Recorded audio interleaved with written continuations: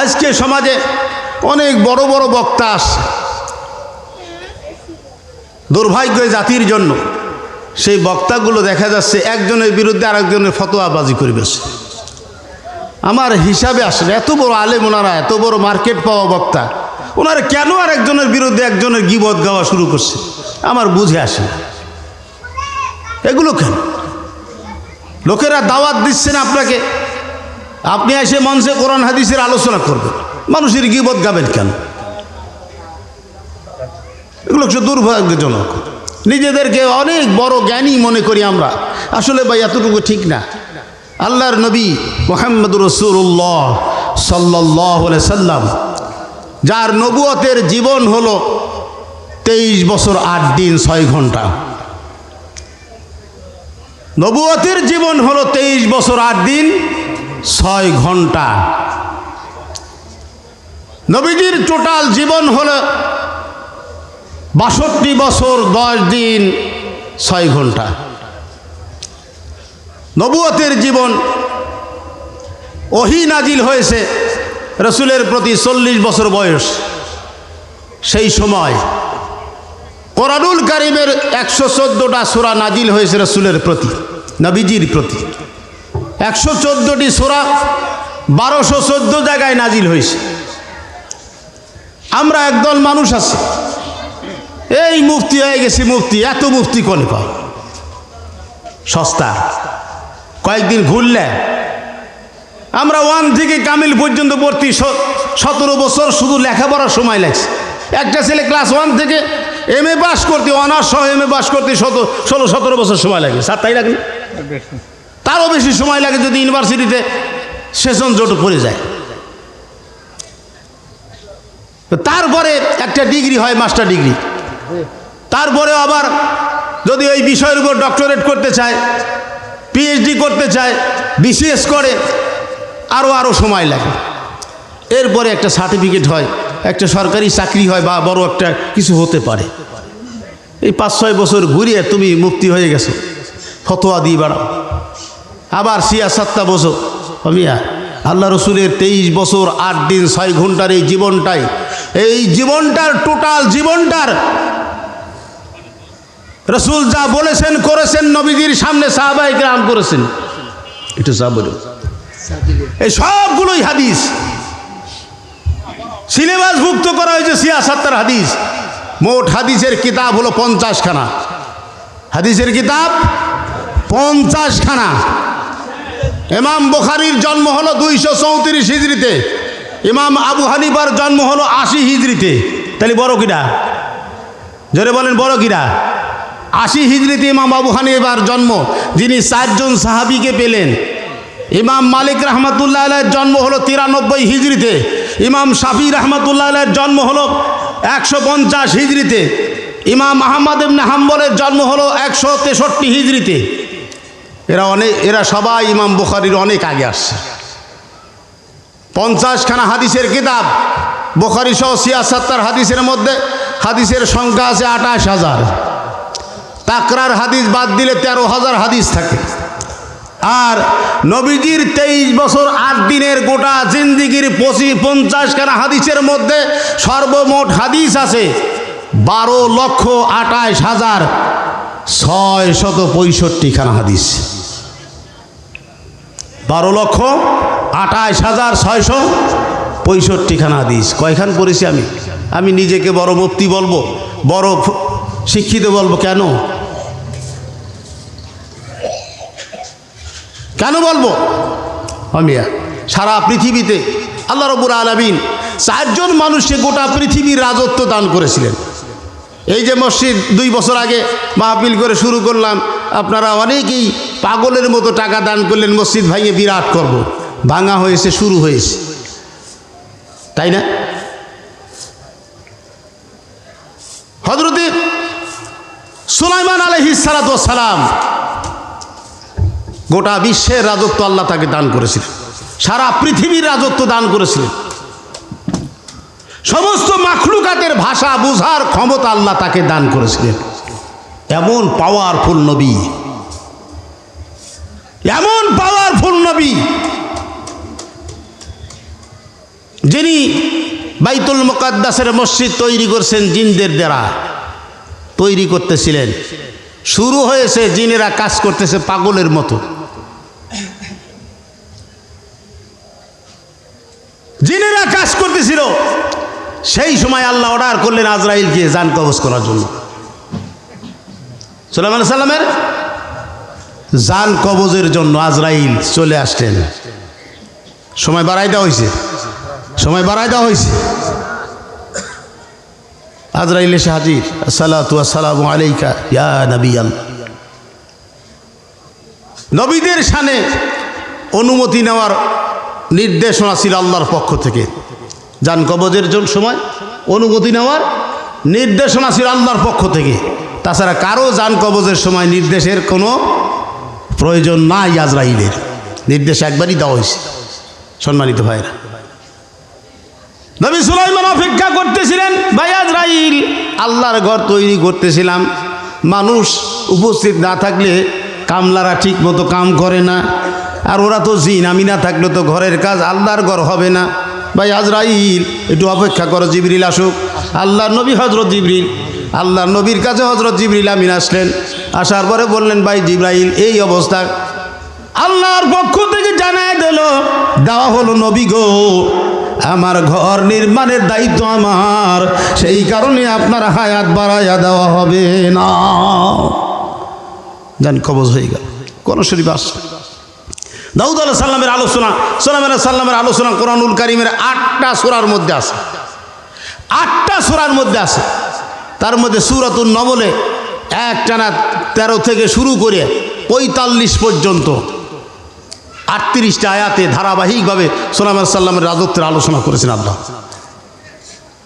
ভাইরা, দাউদ আলাইহিস সালামের সন্তান হলো 17টা।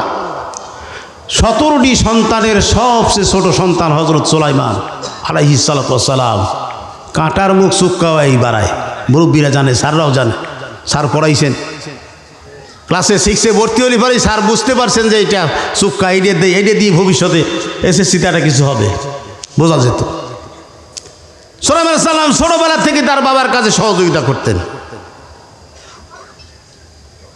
পরবর্তীতে আল্লাহ রাব্বুল আলামিন, নবীদের কোনো ওয়ারিশ হয় না, আল্লাহ রাব্বুল আলামিন বিশেষ পদ্ধতিতে বিশেষ কৌশল নিয়ে তাফসীরের মধ্যে আসছে, ওয়ারিসা সুলাইমানু দাউদ। দাউদ আলাইহিস সালাম সুলাইমান আলাইহিস সালামকে ওয়ারিস বানালেন কিভাবে? আল্লাহর পক্ষ থেকে ছোট্ট একটা বাক্স নিয়ে আসলেন জিবরাইল। এসে বললেন, হে আল্লাহ নবী, আপনার তো এই 17টা সন্তান, রাজত্বের দাবিদার তো সবাই হয়, কি ভাই হয় না? ক্ষমতার জন্য মারামারি করে, নিজের ভাইকে পর্যন্ত হত্যা করে ফেলে, এমন মানুষের চরিত্র হয়ে গেছে। যদি বলা হয় তোমাকে প্রেসিডেন্ট বানায় দেওয়া হবে, তোমার ভাইকে হত্যা করা লাগবে। আদম সন্তান তাই করবে, কি ভাই ঠিক কিনা কোন? তাই করবে ক্ষমতার জন্য, কি করতে না পারে। দেখেন না, যত আল্লাহর ওলিরা আছে, তাদের ওই পীর সাহেব যারা আছে, তাদের গদ্দিনশীল হওয়ার লাগে তাদের সন্তানদের মধ্যে দ্বন্দ্ব, সন্তানদের মধ্যে দ্বন্দ্ব খুঁজে দেখেন গে, সবগুলোর মধ্যে, সব পরিবারে এরকম অবস্থা। ওরা কি ব্যবসা মনে করে ভাইয়া। এই জন্য নবীদের কোনো ওয়ারিশ হয় না, ইলমের ওয়ারিশের জন্য আল্লাহ রাব্বুল আলামিন কৌশল অবলম্বন করে দাউদ আলাইহিস সালামকে বললেন, দাউদ রে, এই যে জিবরাইলকে পাঠাই দিলাম, জিবরাইলের হাতে ছোট্ট একটা বাক্স সিন্ধুক। জিবরাইল এসে বললেন, ইয়া নবী আল্লাহ, আমার এই সিন্ধুকের মধ্যে কি আছে? আপনার যেই সন্তান বলতে পারবে, পরবর্তী নবী আল্লাহ রাব্বুল আলামিন তারে বানায় দিবেন। জোরে বলুন সুবহানাল্লাহ। দাউদ আলাইহিস সালাম বড় সন্তান থেকে শুরু করলেন, বাবা ওই বাক্সের মধ্যে জিবরিল হাতে কি আছে আমিও জানি না, তুমি বলতে পারো কিনা? বড় সন্তান বললেন, আব্বা আমি পারবো না। তারপরের ডাকে বললেন, সেও বলল পারবো না। তারপরের ডাকে বললেন, সেও বললেন পারবো না। এমনি করে 16টা সন্তান বিদায় হয়ে গেল। এবারে সর্বশেষ ছোট্ট সন্তান হযরত দাউদ হযরত সুলাইমান আলাইহিস সালাতু ওয়াস সালাম, মাত্র বয়স হলো 11 বছর। বললেন, বেটা তুমি পারবা কিনা? হযরত সুলাইমান আলাইহিস সালাম বলছেন, আব্বা জান অবশ্য ইনশাআল্লাহ আল্লাহ যদি তৌফিক দেয় জিবরাইলের হাতের বাক্সে কি আছে আমি বলতে পারবো। জোরে বলুন সুবহানাল্লাহ। বলতে পারবো? বলো আব্বাজান। ওই বাক্সের মধ্যে তিনটা জিনিস আছে। কয়টা? তিনটা জিনিস আছে। এক নাম্বার হলো ওই বাক্সের মধ্যে একখানা চিঠি আছে।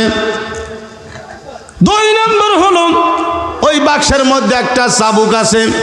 তিন নাম্বার ওই বাক্সের মধ্যে একটা আংটি আছে। বলে এদের কাজ কি? এবারে সুলাইমান আলাইহিস সালাম বলছেন আব্বাজান ওই আংটি যার হাতে থাকবে তাম পৃথিবীর সৃষ্টিকুল তার গোলামি করবে আব্বাজান। আর ওই চাবুক যার হাতে পড়বে সারা দুনিয়ার রাজত্ব তার হাতে দেওয়া হবে। জোরে বলুন সুবহানাল্লাহ। আব্বাজান ওই চিঠিটা জান্নাত থেকে নেওয়া আছে। ওই চিঠির মধ্যে বেশ কয়েকটা 6টা বিষয়ের উল্লেখ করা আছে। ওই 6টা বিষয় হলো আদম সন্তানের মানব দেহের সাথে সংশ্লিষ্ট। জোরে বলুন সুবহানাল্লাহ। ভাইরা আমার, এই পর্যায়ে আল্লাহর নবী দাউদ আলাইহিস সালাম জিবরাইলকে জিজ্ঞাসা করলেন, ভাই জিবরাইল তোমার হাতে বাক্সের মধ্যে যা আছে আমার সন্তান বলতে পেরেছেন কিনা? এবার জিবরিল আমিন বলেন, ইয়া নবী আল্লাহ, ইয়া রাসূলুল্লাহ, আপনার সন্তান সঠিক উত্তর দিয়েছে, বলতে পেরেছেন। জোরে বলুন সুবহানাল্লাহ। বলার পর ভাইরা আমার, এবারে যখন হযরত দাউদ আলাইহিস সালাম বেটাকে নিজের মাথার মুকুট বেটার মাথায় পরায় দিয়ে সিংহাসনে বসায় দিলেন। জোরে বলুন সুবহানাল্লাহ। এরপরেও রব্বুল আলামিন বলছেন, সুলাইমান রে তুমি কি চাও? রাজত্ব চাও না আমার ইলম চাও, বিদ্যা চাও, কোনটা চাও? রাজত্ব চাও? বলে আল্লাহ আমি রাজত্ব চাই না, আমি রাজত্ব চাই না, সিংহাসন চাই না। কি চাও? আল্লাহ আমি ইলম চাই, বিদ্যা চাই, আমাকে জ্ঞান দাও। রব্বুল আলামিন বললেন, সুলাইমান রে বিদ্যা যেহেতু তুমি চেয়েছো, ইলম চেয়েছো, জ্ঞান চেয়েছো, আমি আল্লাহ তোমারে জ্ঞানও দিলাম, রাজত্ব দিলাম। জোরে বলুন সুবহানাল্লাহ। এবার সুলাইমান আলাইহিস সালাম বলছেন, রব্বুল আলামিন যদি আমারে রাজত্বই দাও, বিদ্যাও যদি দাও, তাহলে তোমার কাছে ফরিয়াদ জানাই আল্লাহ আমার এমন রাজত্ব দিবা আমার পরে যেই রাজত্ব, যেই ধরনের ক্ষমতার দুনিয়ায় কাউকেই দেওয়া হবে না। এলেম যদি দাও, সেই এলেম দাও, আমার পরে আর কাউকে ওরকম এলেমও দেওয়া হবে না। ভাইরা আমার, আল্লাহ বললেন সুলাইমান রে তোমারে দিয়ে দিলাম। ভাইরা আমার, দেওয়ার পরে আল্লাহ নবী সুলাইমান আলাইহিস সালাম আল্লাহর কাছে দোয়া করছেন, জাতিকে বলে দিচ্ছেন, হে জাতিরা শোনো, ওয়াকালা ইয়া আইয়ুহান নাসু উল্লিমনা মাওতিকাত তায়রি ওয়া উতিনা মিন কুল্লি শাইইন হাযা লাহুল ফাদলুল মুবিন।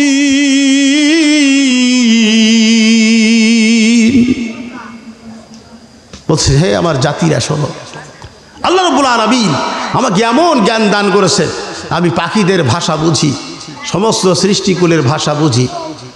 আল্লাহর নিছক এটা আল্লাহর একটা নিয়ামত, আল্লাহর বড় অনুগ্রহ আমার প্রতি। সরে বলুন সুবহানাল্লাহ। ভাইরা আমার, আল্লাহ নবী সাল্লাল্লাহু আলাইহি সাল্লাম এবার সৈন্যদের সাজায়া যুদ্ধের জন্য তৈরি হচ্ছেন। সেটাও আল্লাহ বলছেন, ওয়া হুশিরা সুলাইমানাল জুনুদুহু মিনাল জিন্নি ওয়াল ইনসি ওয়াত তায়রি ফাহুম ইউজাউন। আল্লাহ নবী সাল্লাল্লাহু আলাইহি সাল্লাম কোনো এক যুদ্ধের যাবেন, সৈন্য সাজাচ্ছেন। সৈন্য হলো পাখি, সৈন্য হলো মানুষ, সৈন্য হলো জিন জাতি। জিন, মানুষ এবং পাখি, পাখিদের দিয়ে আল্লাহ নবী হযরত সুলাইমান আলাইহিস সালাম তা পাখিদের দিয়ে ডাক বিভাগের কাজ করতেন। এমনকি হুদহুদ পাখি দাউদ আলাইহিস সালামের সব সময় সামনে সামনে থাকতো, মাথার উপরে থাকতো। এই হুদহুদ পাখি আমাদের দেশে ছোট্ট একটা পাখি, ওই যে কাঠঠোকরা, যেমন এই কাঠঠোকরার মতোই হুদহুদ পাখি। এই হুদহুদ পাখিকে আল্লাহ এমন ক্ষমতা দান করেছেন, মরুভূমির মধ্যে আকাশ দিয়ে উড়ে যায়। এই হুদহুদ পাখি মাটির 16 মাইল নিচে যদি পানি থাকে, এই হুদহুদ পাখি ওই পানি দেখতে পায়। জোরে বলুন সুবহানাল্লাহ। এই ক্ষমতা আল্লাহ তাকে দান করেছে। ভাইরা আমার, এই সৈন্য নিয়ে যখন হযরত সুলাইমান আলাইহিস সালাম একটা পাহাড়ের পথ দিয়ে যাচ্ছিলেন। যাওয়ার সময় হাত্তা ইদা আতাউ আলা ওয়াদিন নামল, একটা পাহাড়ের পাদদেশ উপত্যকা দিয়ে যাচ্ছিলেন। সেই উপত্যকায় যখন বসলেন, ভাইরা আমার, ওই উপত্যকায় থাকতো পিপিলিকার দল। সূরাটার নাম হলো সূরাতুন নামল। নামল মানে পিপিলিকা। পিপিলিকার দল থাকতো ওখানে। ওই সুলাইমান আলাইহিস সালামের সৈন্য বাহিনী যাওয়া দেখে পিপিলিকার নেতা বলতেছেন, কলাত নামলাতুয়া আইয়ুহান নামলু দুখুলু মাসাকিনাকুম।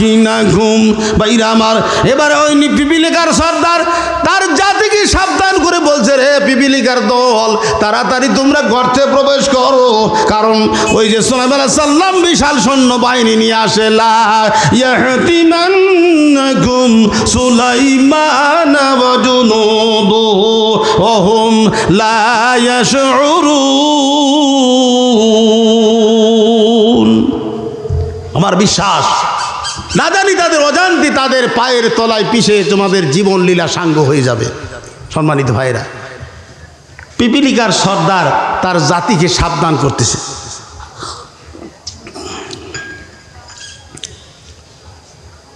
সাবধান করতেছে।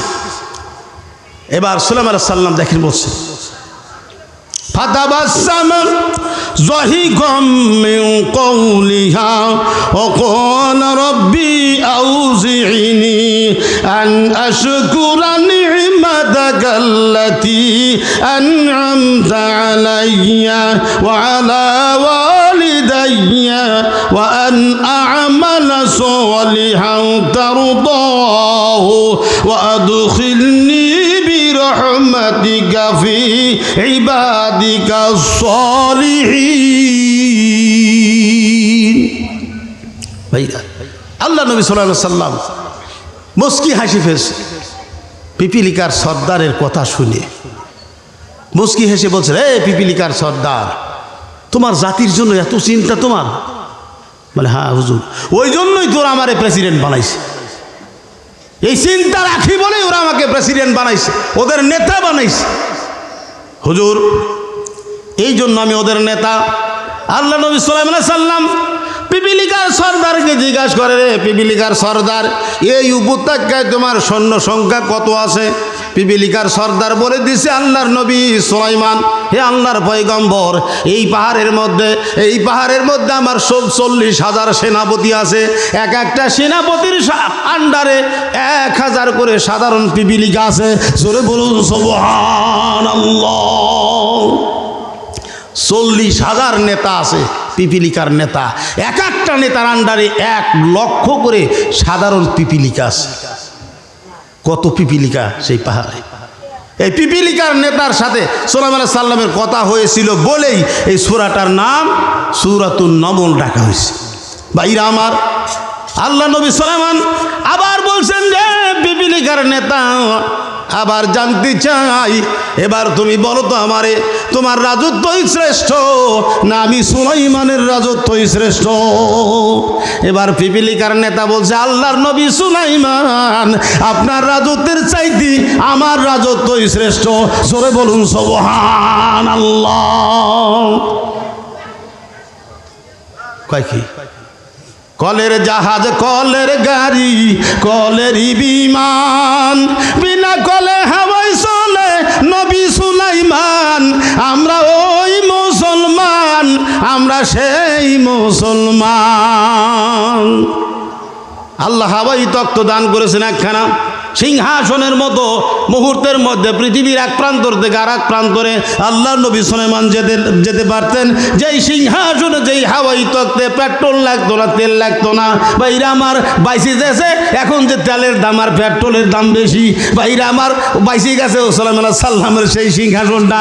ভাইরা আমার, বলতেছিলাম সুলাইমান আলাইহিস সালামের সেই সিংহাসন মুহূর্তের মধ্যেই দুনিয়ার এক প্রান্তর থেকে আর এক প্রান্তরে যেতে পারত। সেই নবীকে পিপিলিকার নেতা বলছেন, আপনার রাজত্বের চেয়ে আমার রাজত্ব শ্রেষ্ঠ। বলছি, কেন, কিভাবে? বলে, হুজুর, এই জন্য বলছি আপনার রাজত্বের চাইতে আমার রাজত্বের শ্রেষ্ঠ। আপনার রাজত্বের মধ্যে বিশৃঙ্খলা আছে, হরতাল অবরোধ আছে, মানব সমাজের রাষ্ট্রে হরতাল অবরোধ আছে, আমার রাজত্বের মধ্যে কোনো হরতাল অবরোধ নাই। এই জন্য ভাইরা আমার চলুন আর একটু আগায় যাই। এবার আল্লাহ নবী সাল্লাল্লাহু আলাইহি সাল্লাম পাখিদের পিপিলিকার নেতার সাথে কথা বলা শেষ হলো, যুদ্ধের দিকে যাবেন এমন সময় পাখিদের আবার সাজালেন। হঠাৎ করে দেখা গেল কোরআনুল কারীম বলছে অতাফাক্কাদা তায়রা ফাকালা মালিয়া লা আরাল হুদুদা আম কানা মিনাল গায়বিন। আল্লাহ নবী হযরত সুলাইমান আলাইহিস সালাম এখন পাখিদের খবর নিচ্ছিলেন। যেই পাখি হুদহুদ পাখি, ছোট্ট পাখি, যিনি ডাক বিভাগের কাজ করে, টেলিফোনের কাজ করে, চিঠি আদান প্রদান করে, সেই পাখিটা নাই। অতাফাক্কাদাত তায়রা। ভাইরা, নেতৃত্ব দিলে সেভাবে হয়। কর্মচারীদের সাথে কেমন ব্যবহার করা লাগে নবীরা করেছেন। প্রিয় নবী জনাবে মুহাম্মদ রাসূলুল্লাহ সাল্লাল্লাহু আলাইহি সাল্লামের 10 বছরের গোলাম ছিলেন, 10 বছরের খাদেম ছিলেন হযরত আনাস ইবনে মালিক রাদিয়াল্লাহু তাআলা আনহু। 10 বছর আল্লাহর নবীর সেবা করেছেন। হযরত আনাস বর্ণনা করেন, রাসূল কোনোদিন আমাকে ধমক দেন নাই, আমি ছোট্ট বালক ছিলাম, কোনোদিন ধমক দেয়নি। নবী সাল্লাল্লাহু আলাইহি সাল্লাম দেখেন, নিজেকে প্রশ্ন করি, ফাকালা মালিয়া লা আরাল হুদু, আমার কি হলো, আমি কেন হুদহুদ পাখিকে দেখছি না? আম কানা মিনাল গায়বিন, সে কি অনুপস্থিত? তো বলেও যায় নাই, ছুটিও নাই নাই। ভাইরা, আমরা চাকরি করি, আমার ছুটি নেওয়া লাগে সভাপতির কাছ থেকে, আমার শিক্ষকরা ছুটি নেয় আমার কাছ থেকে, আমার কর্মচারীরা ছুটি নেয় আমার কাছ থেকে। চাকরি মানেই কারো অধীনস্থ, কর্তৃপক্ষের অনুমতি নিয়েই চলতে হবে, কর্তৃপক্ষের সিদ্ধান্তেই চলতে হবে, কর্তৃপক্ষের নিয়মেই চলতে হবে। এটার নাম চাকরি। হুদহুদ পাখি নাই, বলে যায় নাই, দুর্বল পাখি। সুলাইমান আলাইহিস সালাম নিজের দুর্বলতা প্রকাশ করে বলছেন, মালিয়া, আমার কি হলো, লা আরাল হুদহুদ, আমি হুদহুদ পাখিকে কেন দেখছিস না? ভাইরা আমার, সে কি অনুপস্থিত নাকি? এবার আল্লাহর নবী সাল্লাল্লাহু আলাইহি সাল্লাম শাস্তির কথা বলে দিলেন, না আযিবান্নাহু আযাবান শাদীদা, ব্যাটারে অবশ্যই কঠিন শাস্তি দেব। আউ লাযবাহান্নাহু, অথবা তারে জবাই করে ফেলবো। আউ লা ইয়াতিয়ান্নি বিসুলতানিন মুবিন, অথবা এমন যদি উপযুক্ত কারণ দর্শাতে পারে, প্রকাশ্য কোনো কারণ, যেটা যৌক্তিক কারণ হবে, যেই কারণে হয়তো তাকে বাঁচাই দেওয়া যেতে পারে। হয় কঠিন শাস্তি, না হয় হত্যা করে ফেলা, আর না হয় উপযুক্ত প্রমাণ। এই যে না বলে চলে গেছে, ছুটি লাই নাই। ভাইরা আমার, কোরআনুল কারীম বলছে, ফামাকাযা গায়রা বাঈদ, অল্প সময় পরে হুদহুদ পাখি ফিরে আসলো। ভাইরা আমার, হুদহুদ পাখি ফামাকাযা গায়রা বাঈদ, অল্প সময় পরে সে হাজির হয়ে বলছে, হে আল্লাহর নবী, হে আল্লাহর নবী শুনুন। ফাকালা আহাত্তু বিমা লাম তুহিত বিহি ওয়া জিতুকা মিন সাবাইম বিনাবাইন ইয়াকিন। আশ্চর্য খবর একটা নিয়ে আসি, হুজুর বিশ্বাস করেন, আল্লাহর কসম আপনি বিশ্বাস করেন, আমি আশ্চর্য একটা খবর নিয়ে আসলাম। রে পাখি, তুই কি খবর নিয়ে আসলি? বলে, হুজুর আমি উঠতে উঠতে এখান থেকে 350 মাইল দূরে আমি ওই সাবা রাজ্যে গিয়েছিলাম। ওখানে গিয়ে দেখলাম, ইন্নী ওয়াজাদতু ইমরাতান তামলিকুহুম ওয়া উতিয়াত মিন কুল্লি শাইইন ওয়া লাহা আরজুন আযীম। হে আল্লাহর নবী, উঠতে উঠতে গেলাম আমার এক বন্ধুর সাথে, সেখানে গিয়ে দেখলাম, ইন্নী ওয়াজাদতু ইমরাতান, সেখানে একটা মহিলা সম্রাজ্ঞী পাইলাম, তিনি সেখানে শাসন করছে, ওই রাজ্যের শাসন করছে একজন মহিলা সম্রাজ্ঞী। শুধু তাই নয়, উতিয়াত মিন কুল্লি শাইইন, আর তাকে বিশাল নেতৃত্ব সাম্রাজ্য দেওয়া হয়েছে। এবং শুধু তাই নয়, ওয়ালাহা আরশুন আযীম, বিশাল একটা সিংহাসন তারে দেওয়া হয়েছে।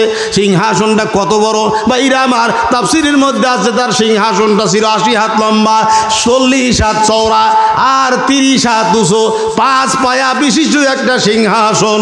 ওয়ালাহা আরশুন আযীম, বিশাল একটা সিংহাসন। আল্লাহ বলছেন হুদহুদ পাখি এসে বলতেছে রে কোথায়? ওই সাবা রাজ্যে একজন মহিলা সম্রাজ্ঞী। কোরআনুল কারিমে সরাসরি শুধু মহিলা সম্রাজ্ঞী বলা হয়েছে। তাফসিরে মারিফুল কোরআন, তাফসিরে মাদারিক, তাফসিরে ইবনে কাসির, তাফসিরে বেশ কয়েকটা তাফসিরে ওই সম্রাজ্ঞীর নাম দেওয়া হয়েছে রানী বিলকিস। এই রানী বিলকিসের বাবা ছিলেন মানুষ, আর যার নাম ছিল সারাহিল বাদশাহ, তার মা ছিলেন জিনের মেয়ে। তার নানার নাম ছিল শিশান, দাদার নাম ছিল হুদহুদ বাদশাহ। তারা বাইয়ে ছিল 40টা। কোরআনুল কারিমে এই সাবা নাম দেওয়া হয়েছে। এই সাবা ছিলেন সেই বংশেরই রানী বিলকিসের পূর্বপুরুষ আল সাবা, যিনি 10টা সন্তানের পিতা ছিলেন, যার নামে কোরআনুল কারিমে সূরাতুস সাবা নাজিল হয়েছে। তাফসিরে মারিফুল কোরআনের মধ্যে তাফসিরে মাদারিকে কুরতুবির উদ্ধৃতি দিয়ে বর্ণনা করা হয়েছে। ওই সাবার 10টা পুত্র সন্তান ছিল। তিনি যখন ইন্তেকাল করেন, তিনি ইন্তেকাল করার সময় ওসিয়ত করে গিয়েছিলেন, আমার সন্তানেরা শোনো, ভবিষ্যতে এই মক্কাতে এমন একজন মহামানব আসবে, আখিরি জামানার নবী আসবে, সেই নবী যেন তোমাদের খেদমত পায়, তোমরা যার সেবা করতে পারো। এই জন্য কয়েকজন সন্তানকে তিনি ইয়ামেনে আর কয়েকজন সন্তানকে মদিনার উপকণ্ঠে তিনি পাঠিয়ে দিয়েছিলেন। জোরে বলুন সুবহানাল্লাহ। আর তিনি যেহেতু ভবিষ্যৎবাণী করেছিলেন আখিরি জামানার নবী, সেই কারণে আল্লাহ রাব্বুল আলামিন তার নামে একটা সূরা নাজিল করে দিয়েছেন, সূরাতুস সাবা। জোরে বলুন সুবহানাল্লাহ। লা ইলাহা ইল্লাল্লাহ, লা ইলাহা ইল্লাল্লাহ, লা ইলাহা ইল্লাল্লাহ, লা ইলাহা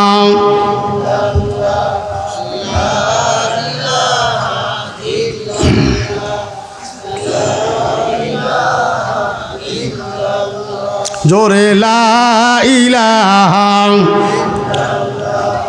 লা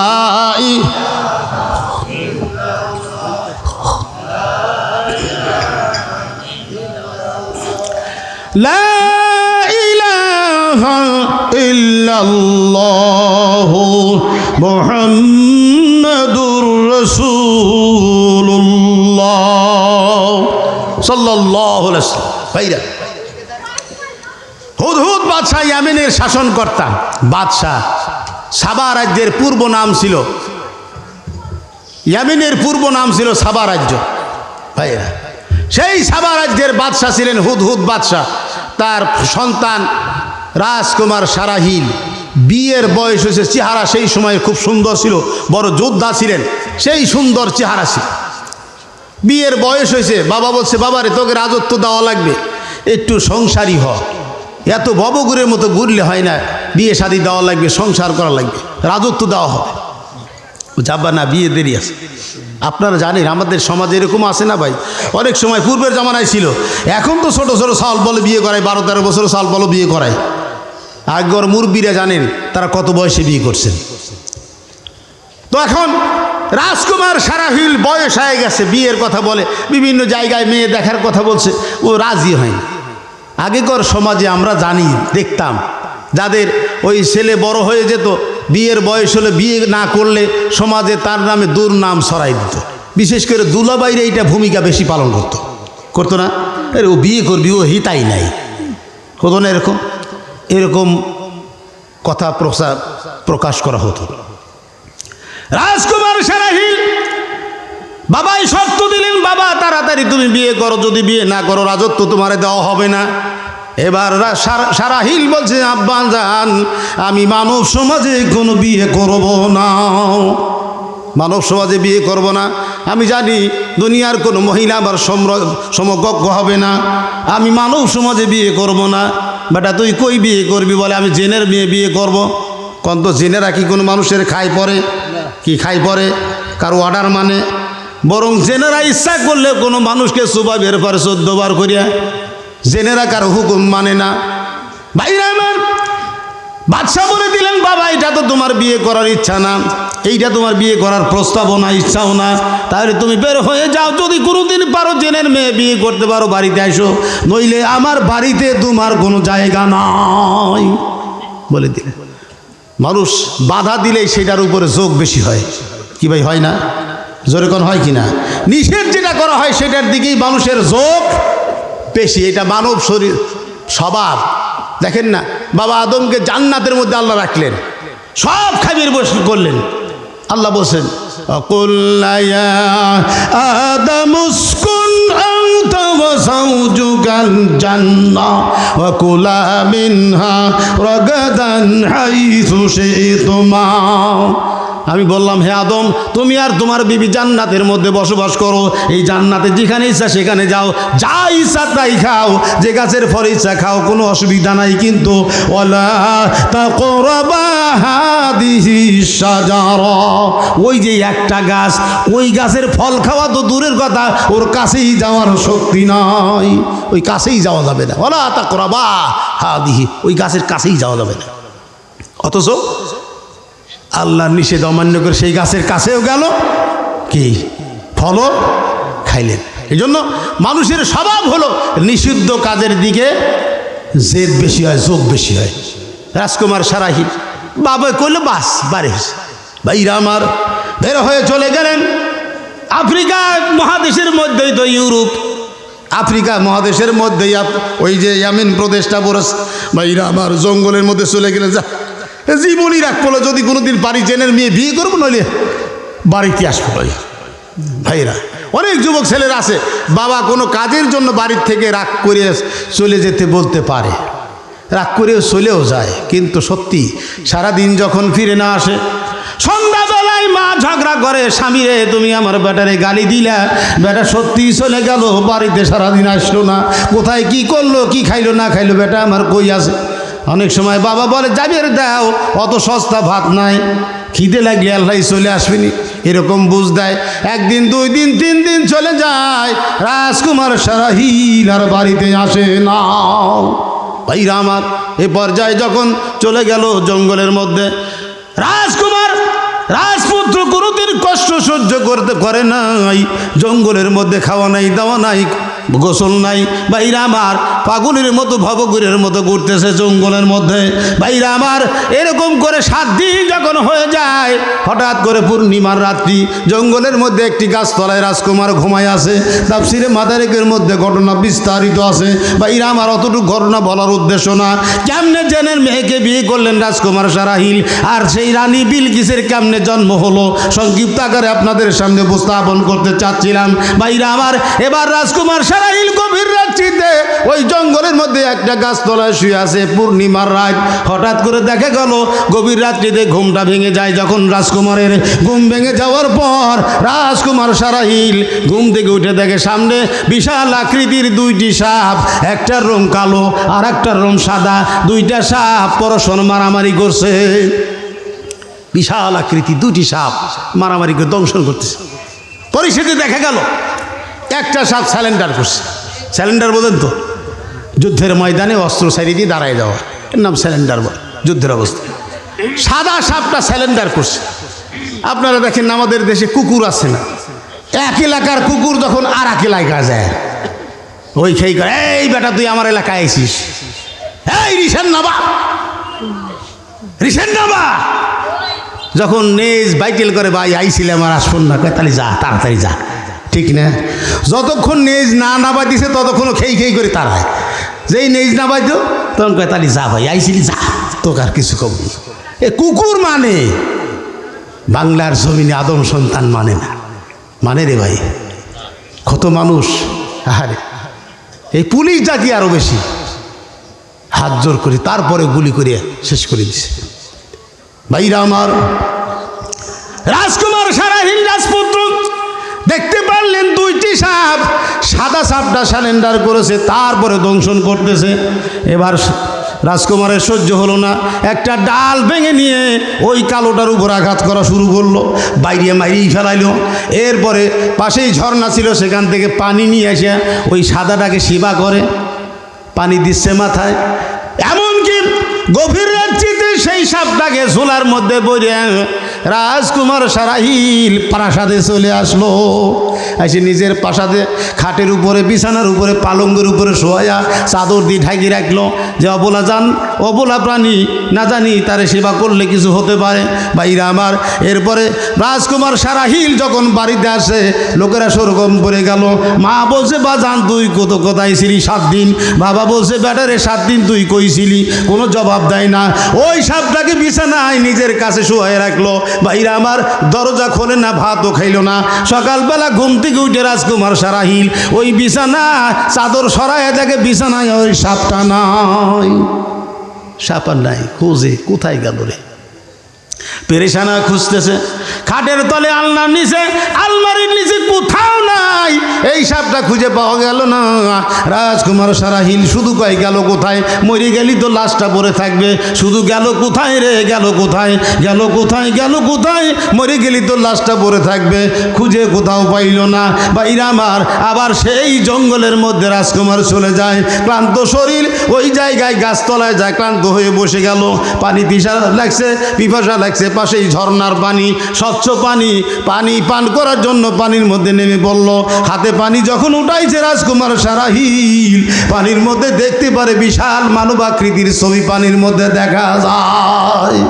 ভয়ে পানি ফেলা চলে আসলো। এমন সময় আওয়াজ দিল, রে রাজকুমার সারাহিল, তুমি ভয় পাও না, ভয় পাও না, ভয় পাও না। ভয় কি কেউ ইচ্ছা করে খাবে পারে? বলেন তো, ভয় কি কেউ ইচ্ছা করে খায়? হঠাৎ আশ্চর্য কিছু দেখা গেলেই অটোমেটিক ভয় হয়ে যায়। ভাইরা আমার, আবার আসুন, রাজকুমার সারাহিল তুমি ভয় পাও না। এবার রাজকুমার 3 বার যখন বললেন রাজকুমার সারাহিল তুমি ভয় পাও না, এবার বলছে কে আপনি, আমার সামনে আসেন। বলে আমি হলাম, তুমি আমার জীবন বাঁচাইছো রাজকুমার, তুমি বলো কি চাও, তুমি ভয় পাও না, আমি তোমার উপকার করতে চাই। ভাইরা আমার, এবার বলছে রাজকুমার বলছি আপনি কে, আগে পরিচয় দেন, আমার সামনে আসেন। ভাইরা আমার, এবার বিশাল আকৃতির চেহারা নিয়ে সামনে দাঁড়ায় গেল। বলছে আমি জিনের বাদশাহ, তুমি আমার জীবন বাঁচাইছো, এ বিনিময় তুমি কি চাও তুমি বলতে পারো। ভাইরা আমার, এবার রাজকুমার বলছেন আমি আপনার জীবন কেমনে বাঁচাইলাম, পরিচয় দিয়ে বলছেন ও রাজকুমার, গত রাত্রে তোমার সামনে যেই 2টি সাপ মারামারি করতেছিল, ওই কালোটা সাপটা ছিল আমার প্রধানমন্ত্রী, আর ওই সাদা সাপটাই ছিলাম আমি। ও আমার বাইরে ডেকে নিয়ে আসলো, এরপরেও আমাকে হত্যা করতে চাইল, হত্যা করে ওই জিন রাজ্যের বাদশাহ হতে চাইছিল। ও রাজকুমার সারাহিল, তুমি আমার জীবন বাঁচাইছো, এর বিনিময়ে তুমি যা চাবে তাই তোমার দেওয়া হবে। বুঝছে? সত্যি কি তাই দিবেন? বলে হ্যাঁ। না, ভালো করে বলেন, আমি তো আপনাকে চিনি না, আপনার উপকার করছি এটাও আমি জানি না, আপনি বলতেছেন যে আমি আপনার জীবন বাঁচাইছি, তো আমি যা চাবো তাই কি দিবেন? বলেন। রাজকুমারের ইচ্ছা হলো কি করবে? জিনের মেয়ে বিয়ে করতে চায়। রাজকুমারের ইচ্ছা হলো জিনের মেয়ে বিয়ে করতে চায়। বলে আপনি আমি যা চাবো দিবেন? বলে হ্যাঁ তাই দেওয়া হবে। এবার বলছেন জিনের বাদশাহ বলছে তুমি বলো কি চাও? বলে বাদশাহ নামদার, আপনি জিনের বাদশাহ? বলে হ্যাঁ আমি জিনের বাদশাহ। সত্যি আমি যা চাবো তাই দিবেন? বলে হ্যাঁ, আমরা জিন জাতি, আমরা ওয়াদা খিলাফ করি না। দুনিয়ার মানুষেরা, নেতারা নির্বাচনের আগে ওয়াদা করে না ভাই? জোরে কোন করে না? নির্বাচনের পরে সেইগুলো সব ভুলে যায়, কি ঠিক না? দেখতেছি না আমরা, নির্বাচনের আগে ওয়াদা এইটা করবো সেই করবো, 10টা আছে চাইল খাবো, ঘরে ঘরে চাকরি দেবো, বিদ্যুৎ দেবো। এমন তা নাই, 10টার জায়গায় 70 টাকা খাই। ভাইরা আমার, মানব সমাজের নেতারা ওয়াদা খিলাফ করে, তারা ওয়াদা পালন করে না, তারা মুনাফিকি করে। আমরা জিন জাতি, আমরা ওয়াদা খিলাফ করি না। ও রাজকুমার বলো তুমি কি চাও? এবার রাজকুমার সারাহিল বলছে বাদশাহ আমার মনে বড় সাধ, আমি জিনের মেয়েকে বিয়ে করতে চাই। এখন জিনের বাদশার মাথা খারাপ, কয় গিরে আমি মনে করেছিলাম সোনা দানা টাকা পয়সা যা চাবে ও 14 গোষ্ঠী বসে খাবি তাই দিয়ে দেবো, এখন 5 দুয়ারে যাবে চাই, ঠিক না ভাই? 5 দুয়ারে যাবে চাই, জামাইও বের চাই। এই রাজকুমার হিসাব করে কথা বলো। বলে না, হিসাব করে বলছি, আমার ইচ্ছা, আপনি জেনের বাদশাহ, আপনার জীবন বাঁচাইছি, আপনি বলতেছেন আপনি যদি পারেন আমাকে দেন, নাইলে কোনো দাবি নাই, চলে যান আপনি। ভাইরা আমার, এবার জিনের বাদশা বলছে রাজকুমার সারাহিল, তুমি ভালো করে বুঝে শুনে কথা বলো। জিনের বাদশা বলছেন রাজকুমারে অন্য কিছু কথা বলবেন, আমার এইটাই ইচ্ছা। আমি আজ 7 দিন হলো বাড়ি থেকে বিতাড়িত হয়েছি, জেদ করে বাড়ি থেকে বের হয়েছি, প্রতিজ্ঞা করেছি জীবনে যদি জিনের মেয়েকে বিয়ে করতে পারি বাড়িতে ফিরবো, নইলে বাড়ি ফিরবো না। রাজকুমার শোনো, তুমি জিনের মেয়েকে বিয়ে করতে চাও? বলে হ্যাঁ বিয়ে করতে চাই। ও রাজকুমার শোনো রে, আমি জিনের বাদশা, আমার কোনো প্রজাকে যদি বলি তোর মেয়েকে মানব সমাজে বিয়ে দেওয়া লাগবে, ওই প্রজা বাধ্য হয়ে যাবে, কিন্তু ওর উপরে জুলুম করা হবে, কারণ আমি জুলুমকারী বাদশা নই, আমারও তো মেয়ে আছে। ও রাজকুমার সারাহিল, আমার মেয়েকেই তোমার সঙ্গে বিয়ে দেব, কিন্তু 4টে শর্ত। কয়টা? 4টি শর্ত পালন করতে হবে। ভাইরা আমার, বলুন তো, আল্লাহর কসম দিয়ে বলছি, বলুন তো আজকে আমাদের মানব সমাজে মেয়ের বাবার কি কোনো শর্ত মানা হয়? কি ভাই হয়? কোনো শর্ত মেয়ের বাবার থাকে? একটা শর্ত মেয়ের বাবার মানা হয় না। যত শর্ত আছে সবগুলো ছেলের বাবার, ঠিক না ভাই? আখেরি জামানা ছেলেরা নাই মোহরানা, মেয়ের বাবার দফা সারা মেয়ে হইলে শিয়ানা। ছেলের বাবা বসে থাকে লক্ষ টাকার আসে, মেয়ের বাবার চোখের জলে বক্ষ দেশ ভাসে, ঠিক না ভাই? যত শর্ত সব সাওয়ালের বাপের। আমার জানা মতে আমার এলাকার এক হাজি সাহেব সাওয়াল বিয়ে করানোর জন্য এই পাইগরাডি ওই পাড়া ঠিক করেছিলেন কয়েক বছর আগে, বুঝছেন? ঠিক করেছে বিয়ে, শুক্রবারের দিন বিয়ে, মঙ্গলবারের দিন সিএনবি চতুরাটে দেখা মেয়ের বাবার সাথে। বাস্তব কথা বলতেছে, নাম বললে হবেই চিনবেন না, নামটা বলতেছি না, আল্লাহ মাফ করুক, হাজি সাহেব মরে গেছে। এখন মেয়ের বাপ বলতেছে, ভাই আপনি মানুষ কয়জন আসবেন? ছেলের বাপে বলতেছে চতুরাটে এই 40-50 জন আসবো। তাহলে আমি কয়জন আসবো? ছেলের বাপ বলতেছে, আপনার আবার এত লোক আসা লাগবে কে? 2 দিন পরে আপনি আল্লাহ আসি মিয়া ডালিয়ে যায়। দেখছেন, তারও এক মিয়া। এই তো হইল বাস্তব চরিত্র। তখন মেয়ের বাপ বলছে, ভাই আপনার সাথে শেষ, আর দরকার নেই, এই পর্যন্তই থাক। বিয়ে দেয় নেই, বিয়ে হয়নি। সম্মানিত ভাইয়েরা, এই জামানায় মেয়ের বাবার কোনো কথা থাকছে না, থাকে না। জিনের বাদশা বলছে, রে রাজকুমার সারাহিল, আমার মেয়েকে তোমার সঙ্গে বিয়ে দেব 4টি শর্তে। একটা শর্ত যদি পালন করতে ব্যর্থ হও, আমার মেয়ে তোমার বাড়িতে 1 মুহূর্ত বউ হিসাবে থাকবে না। 1 মুহূর্ত থাকবে না, আমার মেয়ে আমার কাছে চলে আসবে। বলে বলুন শর্তগুলো কি? 1 নাম্বার শর্ত হল, রাজকুমার সারাহিল, আমার মেয়ে তোমার বাড়িতে বউ হিসাবে যাবে, তুমি বাড়িতে নিয়ে যাবে, কোনো সমস্যা নাই, কিন্তু আমার মেয়ের পূর্ণ স্বাধীনতা দেওয়া লাগবে, যা ইচ্ছা তাই করবে। 2 নাম্বার হলো, আমার মেয়ে যখন যা ইচ্ছা তাই করবে, কেন করবে প্রশ্ন করতে পারবা না। 3 নাম্বার হলো, আমার মেয়ে যখন যেখানে ইচ্ছা সেখানে যাবে, কেন যাবে বলতে পারবা না, নিষেধ করতে পারবা না। 4 নাম্বার শর্ত হলো, আমার মেয়ে যেই কাজটাই করুক না কেন, যেটা তোমার ভালো লাগুক চাই মন্দ লাগুক, ওই কাজের উপর বেজার হওয়া যাবে না, খুশি থাকা লাগবে। আব্বাজান ভাইজানেরা বলেন তো, এই ধরনের বউ দিয়ে কি সংসার করা যায়? কি শান্তির সংসার হয়? করা যাবে? হবে না ভাইরা। 4টি শর্ত, রাজকুমারের প্রতিজ্ঞা, যত শর্তই থাক না কেন, 1 ঘন্টার জন্য যদি হয় আমি জিনের মেয়েকে বিয়ে করতে চাই, আমি জিনের মেয়েকে বিয়ে করব। মানে তুমি রাজি? বল হ্যাঁ রাজি। ভাইরা আমার, আমাদের এই সমাজে তো আজকে তো এগুলো শর্ত কিছুই থাকে না, তারপরেও কিন্তু আমরা কিন্তু বউগুলো বাড়িতে রাখতে পারি না। কি ভাই পারছি? বিরা কলারা নিয়ে গেছে, ওদের প্রথম স্লোগানই স্বামীর কথা মানবো না, ঝড় বৃষ্টি মানবো না, কিস্তি দেওয়া ছাড়বো না, বৃষ্টি পরে টিপ টিপ, কিস্তি দেবো ঠিক ঠিক, জীবন গেলেও সাহেবের মায়া কলিজা থেকে ধুইয়া মুছে দিতে পারবো না। ও বু সার আইছে, ব্যাপার ফেলা দিয়ে স্বামী কয়েক বাদ দিয়ে দাও, কয় বাইরে খাও, সার আইছে। হাই রে দিন রে। হাদিস শরীফে আসছে তোমার বউর নাম ধরে ডাকা সুন্নাত, নাম ধরে ডাকো। আমরা কি ডাকি? হে গেদার মা, হে গেদির মা, হে এই দিকায়। আপনার বউ অথচ ব্রাকের এই যে ছোট্ট একটা অফিসার, ও কি সুন্দরকে ডাক দেয় সুফিয়া। বউ আপনার আর সুন্নত আদায় করে সমিতির অফিসার। হায় রে দুর্ভাগ্য, কপাল পর জাতি। আপনি সুন্নত আদায় করলেন না, সুন্নত আদায় করে ওই শালার মায়ের বয়সের বয়স, তাও নাম ধরে ডাকে। গাইল পারলাম, কিছু মনে করেন না ভাইরা আমার। রাজকুমার সারাহিল রাজি হয়ে গেল।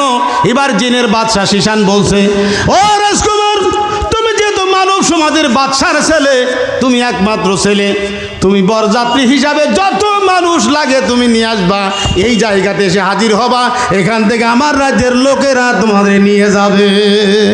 ভাইরা আমার, রাজকুমার সারাহিল খুশিতে বাগ বাগ বাড়িতে চলে আসলেন। এসে বলছে, আব্বা আমার বিয়ে ঠিক হয়ে গেছে। আরে বেটা কই বিয়ে? তুই বিশ্বাস কর? হ সত্যি করছি। কনে বিয়ে? জিনের বাদশার মেয়ে। এখন তো বিশ্বাস করার মতো, জিনের বাদশার মেয়ে। কবে? 7 দিন পর। ভাইরা আমার, বিশ্বাস হচ্ছিল না। যখন ছেলে বলছে আব্বা 7 দিন পর জিনের বাচ্চার মেয়ের সাথে বিয়ে, কত বড় যাত্রী, বড় অসুবিধা নাই, যত বড় যাত্রী নিয়ে চলো। ভাইরা আমার, আমরা জানি মানব সমাজে যিনি বর যার বিয়ে, সেই কিন্তু সেই দিন বাদশাহ, ঠিক না ভাই? বর হলেন বাদশাহ। বিয়ে যদি পালকিতে যায়, বর পালকিতে যায়, বর যাত্রীরা হাইটে যায়। আর বিয়ে যদি গাড়িতে যায়, বরের স্পেশাল একটা মাইক্রো, তারপরে বর যাত্রীরা অন্য গাড়ি। শুধু তাই নয়, বরের দুলাভাই যত বড় বিশ্বায় হোক না কেন, ওই দিন কিন্তু বরের জুতো টানা লাগে, ঠিক কিনা কোন? আমার হালার বিয়ে আমার ওইরকম কয়, আপনি ওয়াজ করেন, এটা টানেন তো ছোট্ট কয়, দুলাভাই আমি জানি আপনি হুজুর মানুষ।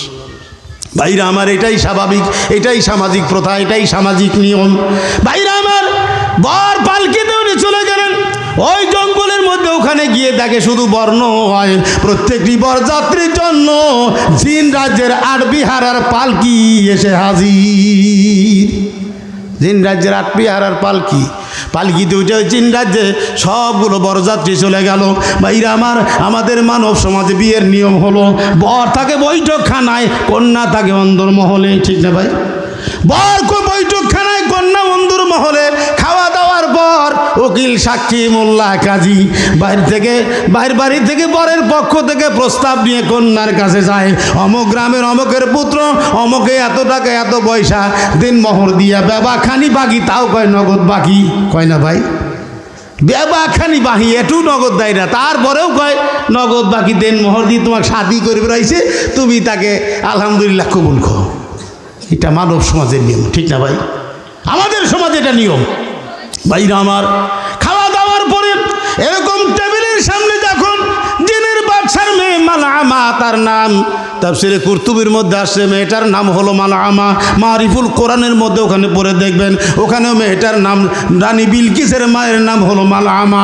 মালআমাকে সামনে আনা হলো। এরকম টেবিলের এক পাশে বসে মালআমা জিনের বাদশার মেয়ে, আর রাজকুমার সারাহিল টেবিলের এক পাশে বসে।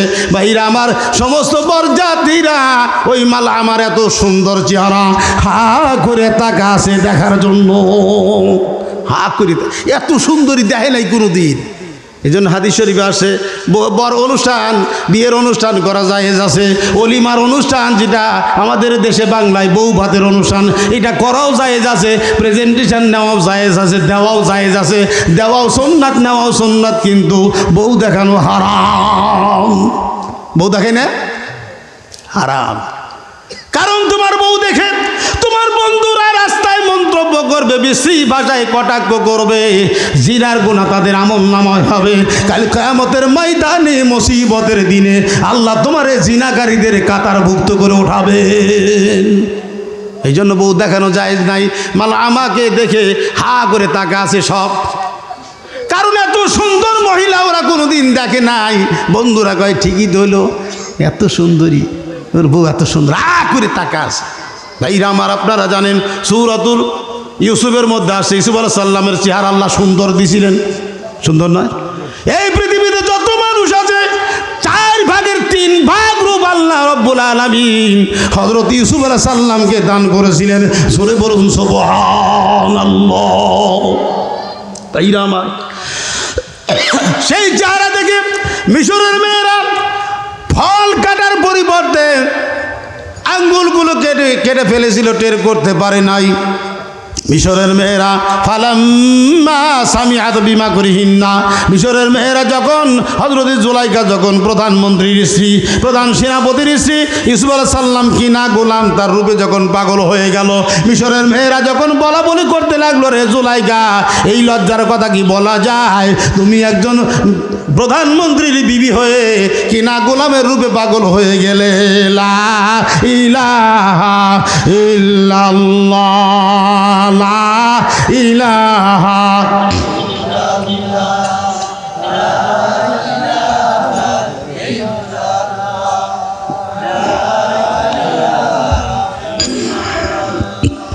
লা ইলাহা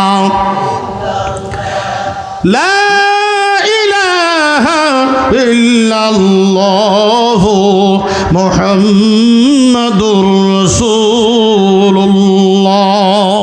সাল্লাল্লাহু আলাইহি ওয়াসাল্লাম।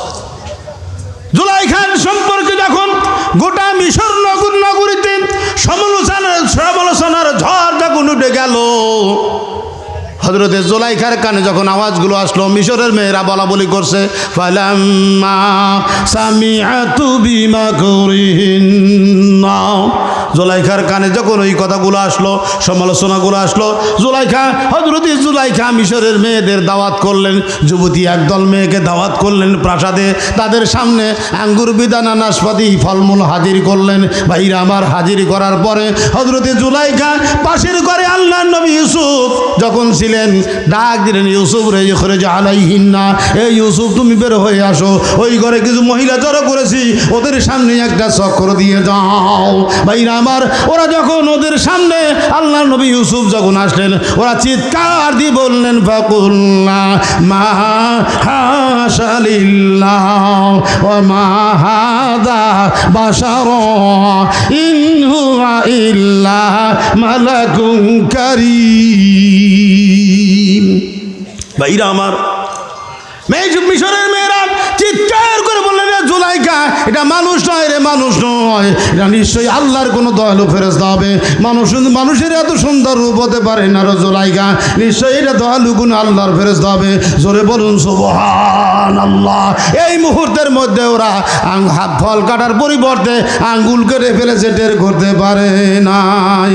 লা ইলাহা ইল্লাল্লাহ, লা ইলাহা ইল্লাল্লাহ, লা ইলাহা ইল্লাল্লাহু মুহাম্মাদুর রাসূলুল্লাহ সাল্লাল্লাহু আলাইহি ওয়াসাল্লাম। ভাইরা, এই পৃথিবীতে যত মানুষের যত রূপ, যত সুরত, এর চাইতে হাজার হাজার লক্ষ কোটি গুণ বেশি সুন্দর চেহারা ছিলেন জনাবি মুহাম্মদুর রাসূলুল্লাহ সাল্লাল্লাহু আলাইহি সাল্লামের। জোরে বলুন সুবহানাল্লাহ। হাদিস শরীফ আসছে, একটা উদাহরণ দিলে বোঝা যাবে। হাদিস শরীফের মধ্যে আসে, আম্মা জান আয়েশা সিদ্দিকা রাদিয়াল্লাহু তাআলা আনহা থেকে একটা হাদিস আছে। আম্মা জান আয়েশা বলেন, একদিন আল্লাহর নবী ঈশার নামাজ পড়তে মসজিদে নববীতে ঢুকলেন। ঈশার নামাজ হয়ে গেল, নবীজি ঈশার নামাজ পড়লেন, আমিও ঘরের মধ্যে ঈশার নামাজ পড়লেন।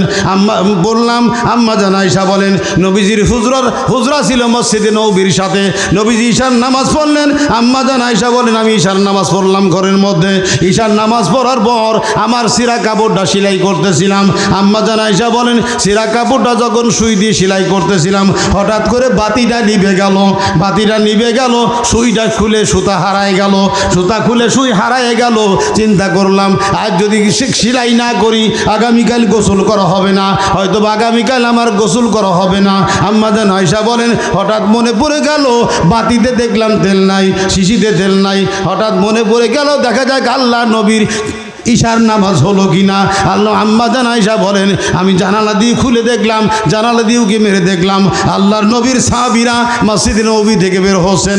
আল্লাহর নবী মসজিদে নববী থেকে বের হলেন। আম্মা জান আয়েশা বলেন ওই দিন নবীজির আমার ঘরে থাকার বালা ছিল না, ওর নবীর ঘরে থাকার বালা ছিল। আল্লাহর নবী যখন অন্য বিবির ঘরের দিকে যায়, আম্মা জান আয়েশা বলেন আমি ঘরের দরজা ধরে দাঁড়িয়ে গেলাম, দরজা ধরে দাঁড়িয়ে গেলাম। এমন সময় নবীজি যখন অন্য ঘর বিবির ঘরের দিকে যায়, আমি আস্তে করে ডাক দিলাম ইয়া রাসূলুল্লাহ। আল্লাহর হাবিব তখন বললেন, ঘুরে তাকায় বললেন কে আয়েশা নাকি? আমি বললাম হ্যাঁ আমি আয়েশা ইয়া রাসূলুল্লাহ। আল্লাহর হাবিব বলেন আয়েশা রে আজ তো তোমার ঘরে থাকার পালা নয়। আমি বললাম ইয়া রাসূলুল্লাহ ইয়া হাবিবাল্লাহ, আমি আপনাকে আমার ঘরে থাকার জন্য বলছি না, আমি আয়েশা বড় অবাগিনী, বড় মুসিবতে পড়েছি ইয়া রাসূলুল্লাহ, ওই মুসিবত থেকে উদ্ধার করার জন্য বলছি। আল্লাহর হাবিব আম্মা জান আয়েশার মুসিবতের কথা শুনে ঘরের সামনে আসলেন। বলে আয়েশা রে কিসের মুসিবত? ইয়া রাসূলুল্লাহ একটু ঘরের মধ্যে আসেন। আল্লাহর হাবিব ঘরের মধ্যে আসলো। আম্মা জান আয়েশা বলেন আমি বললাম ইয়া রাসূলুল্লাহ ইয়া হাবিবাল্লাহ, আপনার নবুয়তের চেহারার উপর থেকে চাদরখানা সরাইয়া দেন। আম্মা জান আয়েশা বলেন নবী আমার যখন চাদর সরাই দিলেন, আমি তখন নবীজির নূরের আলোতে সুই খুঁজে পেলাম, সুতা লাগাইলাম। সুতা লাগানোর পরে আল্লাহর নবীকে বললাম ইয়া রাসূলুল্লাহ ইয়া হাবিবাল্লাহ একটু বসে থাকেন, আপনার নূরের আলোতে আমার সিরা কাপড়টা সেলাই করে নেই। জোরে বলুন সুবহানাল্লাহ। ভাইরা আমার, আম্মা জান আয়েশা সিদ্দিকা নবীজির নূরের আলোতে কাপড় সেলাই করতেছিলেন। আল্লাহর হাবিব বলেন আয়েশা রে তোমার বাড়িতে তেল নাই, আমারে বললেই তো পারতাম, আমি বাজার থেকে তেল এনে দিতাম। আম্মা জান আয়েশা জবাব দেয় ও বড় গ্রামের মুন্সি বাড়ির মায়েরা তোমাদের পায়ে ধরে বলে যাই নবীর বিবিরা কেমন বিবি ছিল। আম্মা জান আয়েশা জবাব দেন ইয়া রাসূলুল্লাহ আমি আপনাকে তেলের কথা বলবো, আমি জানি আপনার পকেটে যদি পয়সা না থাকে, টাকা না থাকে, দোকানদার আপনাকে বাকি দিবে, কিন্তু ইয়া রাসূলুল্লাহ আমি জানি ওই দোকানদারের তেলের পয়সা আমার স্বামী আল্লাহ নবী যতদিন পরিশোধ করবে না ততদিন পর্যন্ত ওই দোকানদারের সামনে দিয়ে আল্লাহ নবী হাঁটবে না। ইয়া রাসূলুল্লাহ কাল কিয়ামতের ময়দানে মুসিবতের দিনে আল্লাহ যদি জিজ্ঞাসা করে আয়েশা তোমার কি 2 দিন গোসল না করলে চলতো না? আয়েশা ও আয়েশা তোমার কি ওই দিন কাপড় সেলাই না করলে চলতো না? একটি টাকার তেলের জন্য একজন দোকানদারের কাছে আমার রাসূলকে তুমি ছোট করে রাখছিলে। ইয়া রাসূলুল্লাহ জবাব দিতে পারবো না। দরকার নাই আপনি বসে থাকেন, আপনার নূরের আলোতে আমি কাপড়খানা সেলাই করে নেই। ভাইরা আমার, আম্মা জান আয়েশা নবীজির নূরে আলোতে ওই সিরা কাপড় সেলাই করে, মনের আনন্দে কবিতা আবৃত্তি করে লাওয়ামা জুলাইখা লাউরাইনা হাবিবি, লাওয়ামা জুলাইখা লাউরাইনা হাবিবি লা আথারনা ফি কিদিন কুলুবা আলাল ইয়াদাইনি। ও মিশরের মেয়েরা, ইউসুফ আলাইহিস সালামের রূপ দেখে তোমরা লেবু কাটার পরিবর্তে আঙ্গুলগুলো কেটে ফেলেছিলে রে। ও মিশরের মেয়েরা, আল্লাহ নবী ইউসুফের এত রূপ ছিল রে, ওই রূপের দ্বারা কোনোদিন অন্ধকার রাত আলোকিত হয় নাই। ও মিশরের মেয়েরা, আমার নবী আমার স্বামী আল্লাহ নবীর যদি তোমরা রূপ দেখতে রে, লা আসারনা ফি কিদিন কুলুবা আলাল ইয়াদাইনি, তাহলে তোমাদের হাতের দ্বারা তোমাদের বুকে কুরআন মেরে কলিজাও যদি বের করা হতো, ও মিশরের মেয়েরা তোমরা টের করতে পারতে না। জোরে বলুন সুবহানাল্লাহ। আমার নবীর রূপ এরকম ছিল, হা করে তাকা আছে সবাই। ওই যে আর মন্তব্য করতেছে এত সুন্দর বউ হলো, ওর বউ এত সুন্দর হলো। ভাইরা আমার, এত সুন্দর রূপ কোনোদিন দেখি নাই। আম্মা জান আয়েশা সিদ্দিকা রাদিয়াল্লাহু তাআলা আনহা আনহা আবার আকাশের দিকে তাকায় বলে, আকাশ রে, লি শামসু ও শামসু ফি সামাই, আসমান তোমার একটা সূর্য আছে, আমি আয়েশা সিদ্দিকা আমারও একটা সূর্য আছে। শামসু সামা তাতুলু বাদাল ফাজরি ওয়ালি শামসু তাতুলু বাদাল ইশাই। আসমান রে, তোমার সূর্য ফজরের নামাজের পরে পূর্ব আকাশে উদিত হয়, আর আমি আয়েশা সিদ্দিকা আমার সূর্য ঈশার নামাজের পরে আমার ঘরে উদিত হয়। জোরে বলুন সুবহানাল্লাহ। আল্লাহুম্মা সাল্লি আলা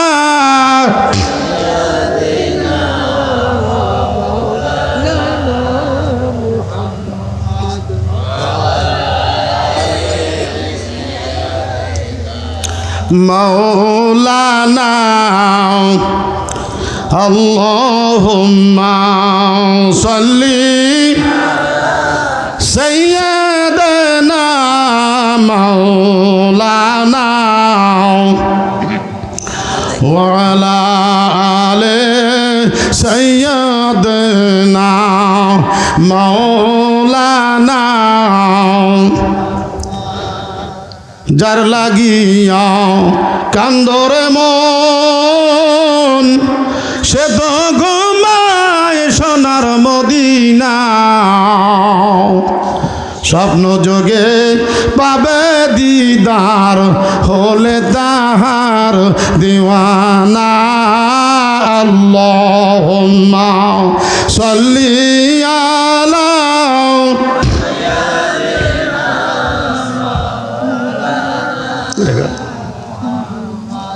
وعلى آل سيدنا مولانا। ভাইরা আমার, আলোচনা অনেকখানি হয়ে গেছে, যেহেতু প্রধান বক্তা চলে আসবে তার আগেই আমি আপনাদের কাছে একটু হাত বাড়াতে